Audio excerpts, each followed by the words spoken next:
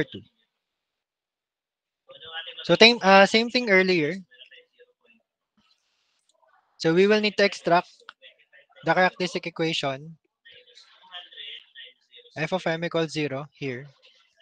So we'll get this part and replace it with m. That's it. Okay? And if you remember, I think this is already the same as what I gave you for practice, right? The solving of roots. Okay? So we'll need to factor out m cubed. So what's left is m squared minus 1 equals 0. So you'll have m cubed equals 0 and m squared minus 1 equals 0. So for this part, so it's like having m times m equals 0. So your root there is 0, but this counts for 3 roots. Diba? You have m1, m2, and m3 already. Okay? Well, for this one, you have m squared equals 1. Square root of both sides, you'll have plus minus 1. So this counts for 2 roots. Okay, so m4 and m5. Okay, so again, you may interchange this. You can denote this as m1, m2, and then make this m3, m4, m5. Okay. Now, what will happen if your roots or the roots that you solve is a combination of different types? You have here, for your first set, you have repeated real roots, which is 0. Diba? You have 3 roots, which are 0.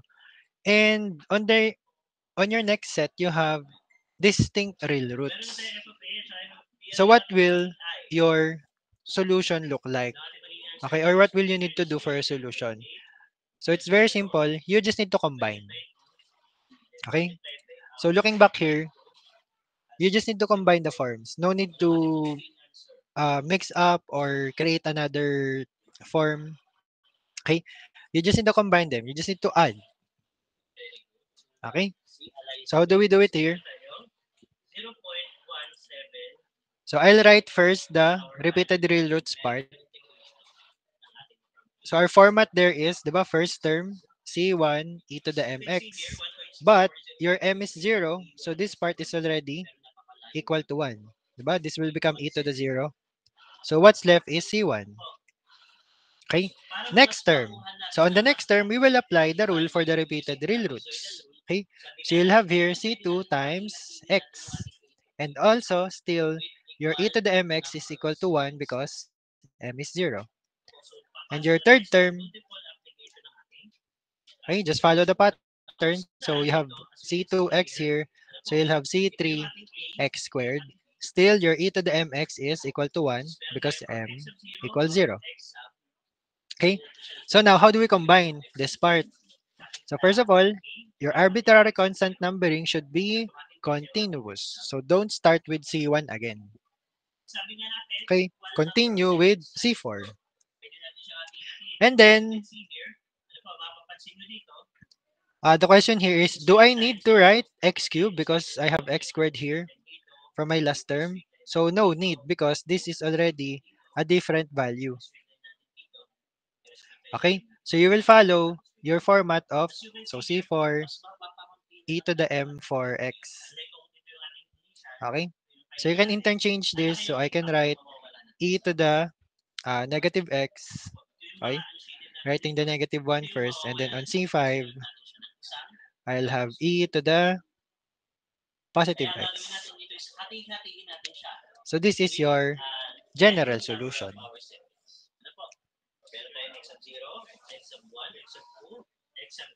Okay, did you follow that? Did you get that?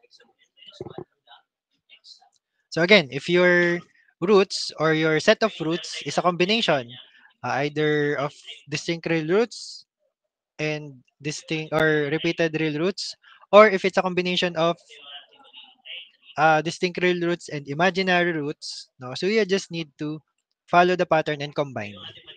Just making sure of your arbitrary constant numbering to be continuous. Okay. So again, number 3 and number 4, I will leave for your practice. So clue here, number 3 is imaginary. And then number 4 is repeated imaginary. Okay. So just follow the pattern here on how to write the solution. Okay, so far any questions or clarifications?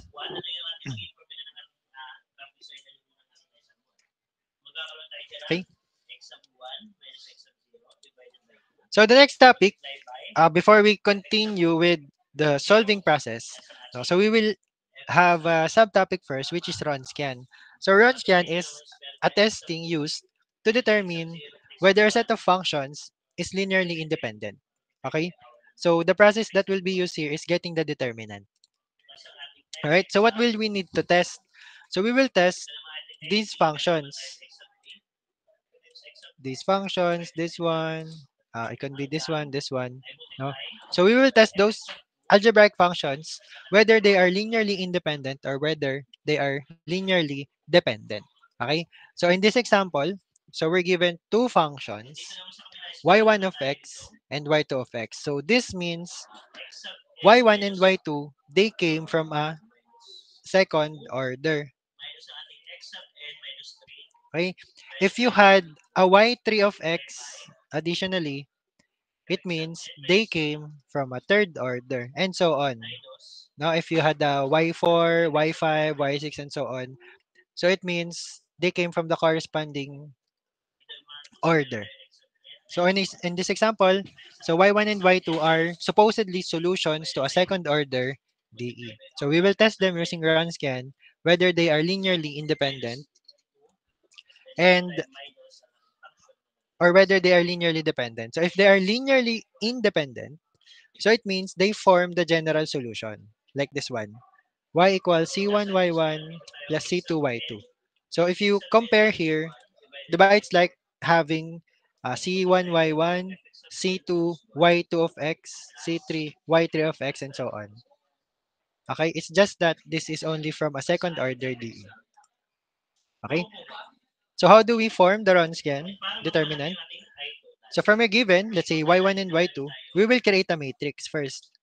Okay, containing two columns for y1 and for y2. So the first row is your given functions y1 and y2. And on your second row, this is your first derivative of the two. Okay? So if you had the y3 again, so you will need to get the second derivative. So why is that? Because the matrix that you should form is a square matrix. Okay, wherein if you're given y1 and y2, you will have 2 by 2 matrix. If you're given a y3, you should form a 3 by 3 matrix to solve a determinant. If I remember this during your elimination of arbitrary constants by determinants. Okay, so this is how we form the matrix for the determinant. And of course, our process for determinant, basket method, right? So sum of the product of downward diagonal minus the sum of the product of the upward diagonals. Okay? So what values can you get, no? Or what are the implications of the values that you will get from solving the Wronskian? So if the Wronskian value that you will get is not equal to 0 or a non-zero value or function on an interval, then y1 and y2 are linearly independent. So this is your conclusion. Okay?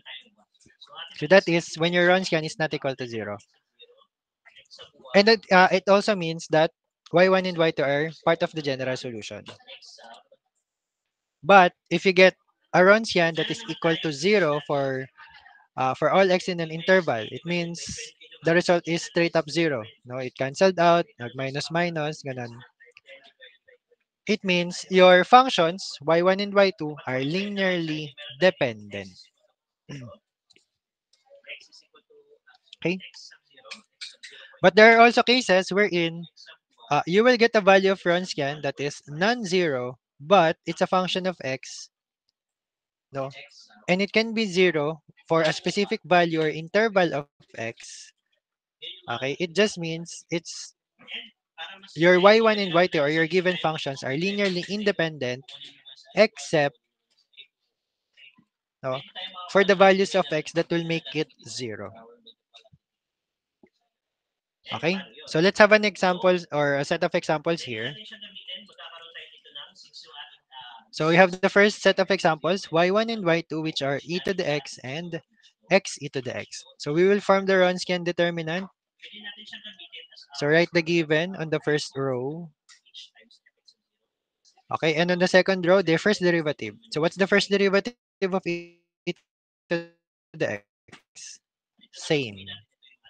What is the difference of this one? Product rule. Okay, so to avoid confusion, group group the result here. Okay? So what's the next step? Get the determinant. So multiplying here, you'll get x e to the 2x plus e to the 2x, so this one, minus upper diagonal x e to the 2x. Okay?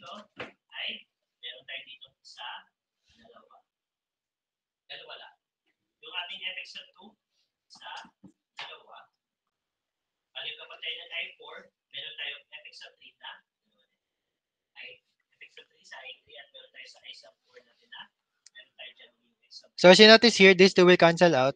X e to the 2x minus x e to the 2x. So what will be left is e to the 2x. So this is your Wronskian. Okay, now for the conclusion. So what we got is a non-zero function. Although there's still a variable x, right? So you will need to analyze here, for this exponential or natural exponent function, is there a value of x that can make this 0? Because we will need to include that in the exception. So can you think of a number or can you try a number to substitute here e to the 2x that will make this value 0?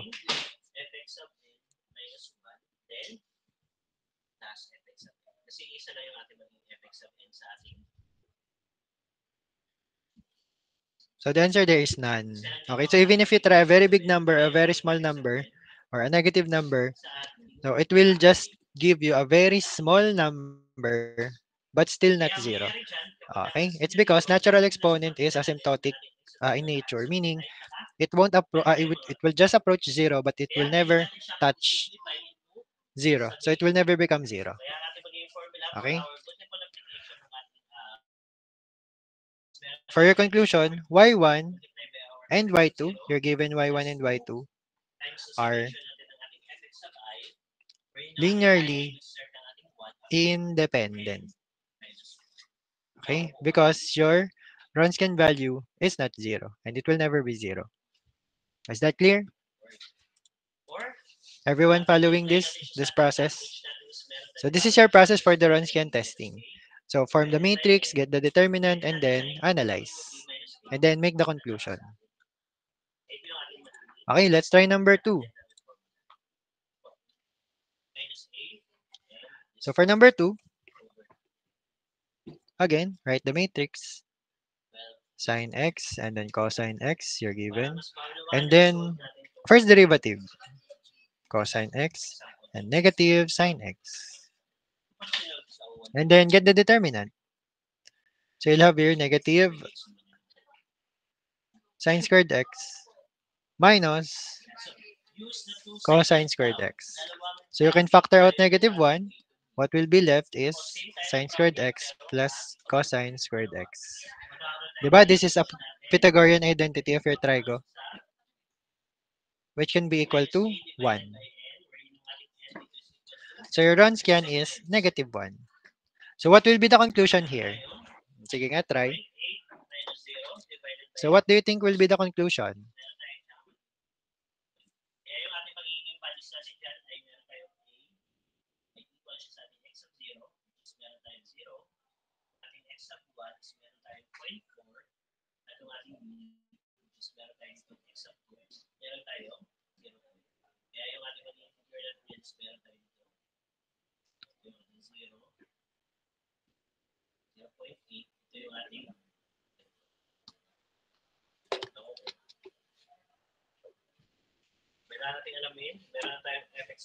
So what will be your conclusion here?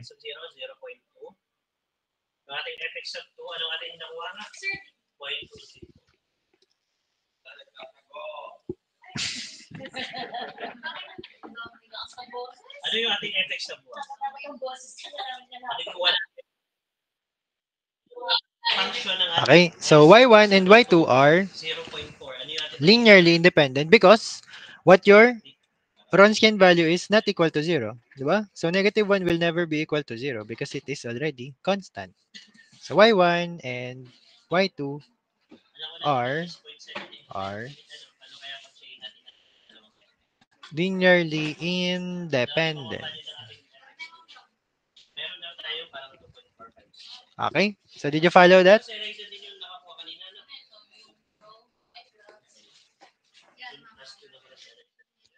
Okay, so I'll try number 3. No, and then, of course, for your practice. So number 4 and number 5 will be your practice. Okay, so number 3, we have x and x squared. So first derivative, 1. First derivative, 2x. And then get the determinant. So you have 2x squared minus x squared. So what will be left is x squared. So what will be the conclusion here? So you also arrive with a non-zero function. But is there any value of x here that will make it 0? And if there is, what it is? Or what is it?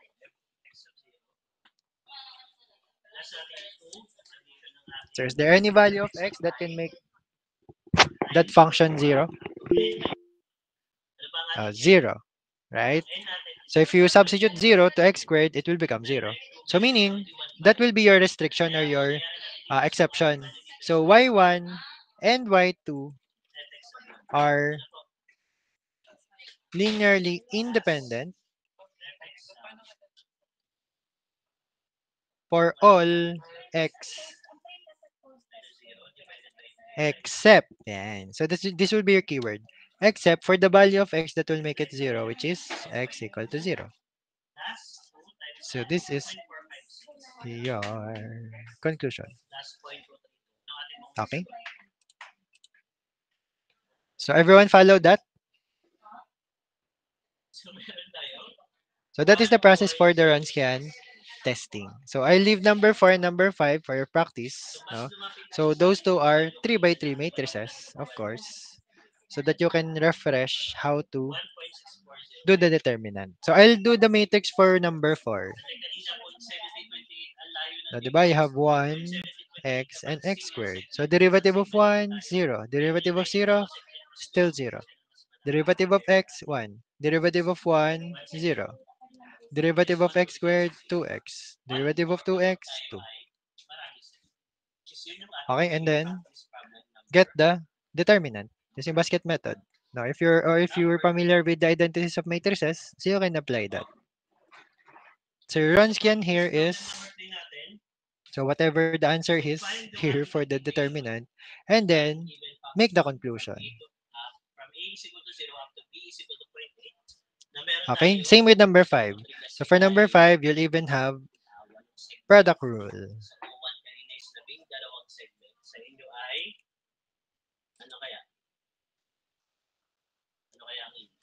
Okay?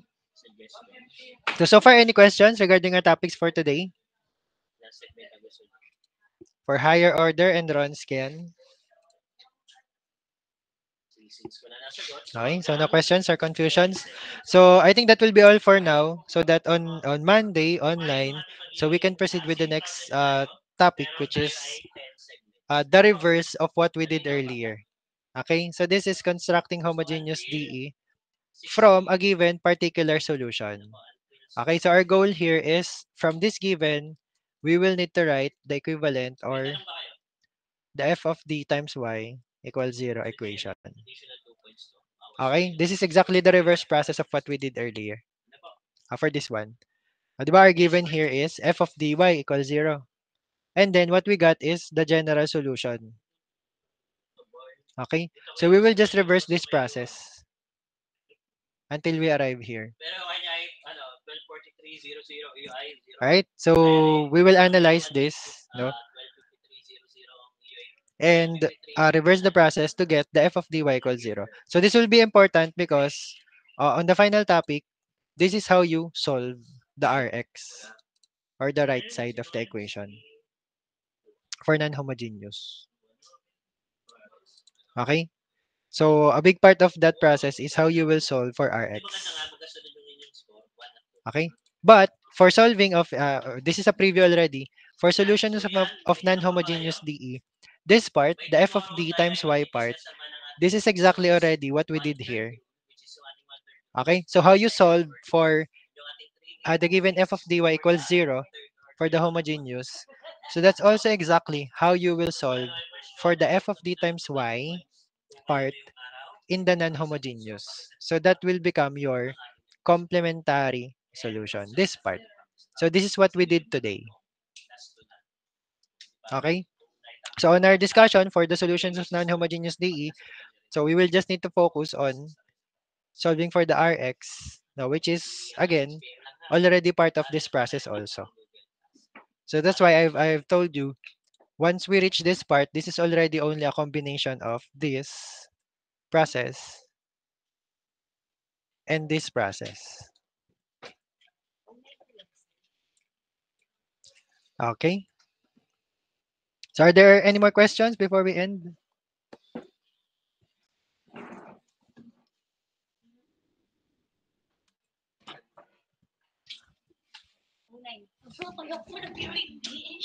Yes. Okay. So Ma'am Kristia says hi to you. Yeah. So if there are no more questions, clarifications, and concerns, so I will see you again on Monday online. And on next Friday, we might do some board work if time permits, no, or before we introduce the final topic. Okay, so we'll do board work about these examples. Okay, so if there are no more questions, so thank you for attending and listening, and I hope you learned something today. So I will see you again next week. So enjoy